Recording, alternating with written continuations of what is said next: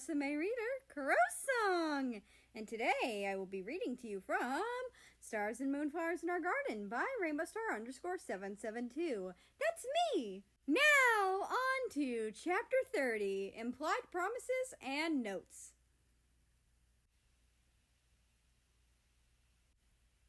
America chose to bear down on the wall next to him as he wrote down where his room was.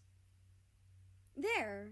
Now, if you have any troubles with relaxing past 2 a.m. and before 6 a.m. or 7 a.m., you can probably find me there, America said with a smile, handing the note to Russia before he went in for a hug. Russia seemed a bit surprised by the hug, but happily returned it. "Thank you, but you didn't have to do that," he said, leaning into the hug for a second. "No problem, and of course I did. I'll be there to help you with any sleeping trouble you may have," America said without hesitation. "Well, good night, Russia. Have a nice rest." Russia smiled and leaned into the hug for a second longer. "Thank you. You have a nice rest, too." America smiled a little and slowly let go, waiting for Russia to do the same. Once he did, he said good night one last time. Then he headed off, going back to finish up his gardening. He didn't even notice as the roughly 5 hours went by as he gardened. He knew that Russia wasn't aware that Argentina had put him on edge, and that him showing up likely made him feel better. And Russia didn't need to know that, as he would prefer keeping the situation with Argentina to himself, even at his own expense. Though he'd definitely find a way to show Russia gratitude. He wanted to make sure Russia knew he was thankful, though he couldn't really do anything without possibly causing more problems. His thoughts were caught up on that subject until he got back to his barracks, after which he took the letter from Neeks out and put it on his desk. Though before he would be able to get to writing, he needed to take a quick shower and get himself cleaned up. So he did. Once he was content with how clean he was, he turned off the shower and got out, grabbed a towel, and then dried himself off. He grabbed the comfortable clothes he'd brought in for himself and changed into them before leaving the bathroom. He went back over to his desk and turned the chair to face the desk again. Then he sat down, pulling out some sheets of paper and his inkwell and quill. He opened the inkwell and dipped his quill into it before starting to write on one of the blank sheets of paper. As he wrote, he checked the letter to make sure he addressed everything in Neeks' letter. He was excited to see his friend in person, and seeing as he was getting closer to the right answer, he'd get to see him soon. Once he was done writing the letter, he took out an envelope and excitedly wrote the usual on it, then waited for the ink on both the letter and envelope to dry. Once it was, he slipped the letter into the envelope. He checked the time, hoping it'd be closer to 7 a.m. than it was. He'd been writing since about 2:45 a.m., and now it was about 3:13 a.m. He had 3 hours and 47 minutes to do basically whatever he wanted until he would leave his room. He knew it'd be fine to leave, but he had promised to be in the room until 7 a.m. A promise to stay in his room.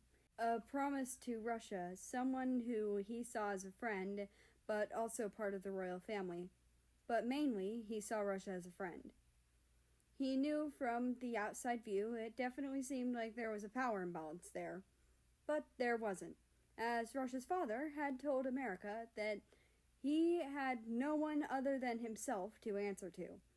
And most around the castle weren't aware of that, other than those who'd overheard the conversation that brought that up, or those who were perceptive enough to notice how he didn't flinch at any attempts to power play in his earlier days. He remembered the first day he was officially employed there. An old coot who was a healer decided to push around the fresh meat He'd just been taking it at the time, and Soviet, against his own medical advice, came in and berated the old coot.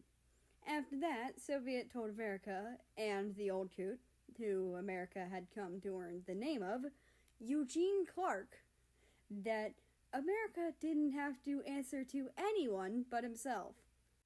It was kind of funny to America now, as he'd come to know Soviet as a usually calm and relaxed man who was sometimes stoic, seeing him reversing the power play onto Eugene. The full name card was petty and funny to America, though he felt he was reminiscing too much and decided to check the time. It was now 5:06 a.m. He had at least 50 more minutes, and definitely not enough time to sleep anyway, so he'd need to find something else to do. He figured he could draw, though he wasn't sure what to draw, but he supposed he could grab the flustering sketch from earlier and continue it. Hopefully Russia wouldn't mind that he'd drawn him. He drew his other friends, and they didn't mind when they found out, so hopefully this wouldn't be any different. So he reached for his bag and rustled through it, searching for the sketch. Once he found it, he gently placed it on his desk. He then opened the drawer of his desk, pulling out his watercolor paints. He got up and walked over to his bathroom, grabbing a glass and filling it with water. He walked back into the main area of his room, taking a seat back at his desk. He took a brush out of the drawer, then closed the drawer again, using the brush to wet the paints. He then lightly erased the sketch before he started to use the watercolor to add some more life to the sketch. It brought the drawing to life. He liked it as a sketch, but he liked it a little less when it was far less defined. But he could fix that. His quill was still nearby, and his inkwell was uncapped. So he grabbed his quill and dipped it into the ink, starting to go over the lines of his sketch that he wanted to keep. By the time he was done, it was a bit past 6 a.m. There was a bit of time before he felt comfortable leaving his room, but it wasn't as overwhelming as before. He hummed, then got up, leaving the page to dry as he grabbed an outfit for work before going into his bathroom to change. Once he was changed, he left his room and got himself some breakfast, and brought it back to his room to eat. Once he was done with his food, he brought the plate back out and cleaned it. He returned to his room and picked up his bag and the letter, excited to drop off the letter for Neeks, especially since their game was getting closer to an end. Once he'd collected both items, he left his room and closed the door behind him. Then he started his walk to his office, stopping by the chamomile flowers. He gently hid the letter in them, and then continued his walk to his office. And that's the end of this chapter. I hope you enjoyed. Anyway, I'd like to invite you to join the Discord, which is linked down in the description below. That being said, I hope you have a nice rest of your day, night, or whatever it is for you. Just enjoy your time, and I will see you tomorrow.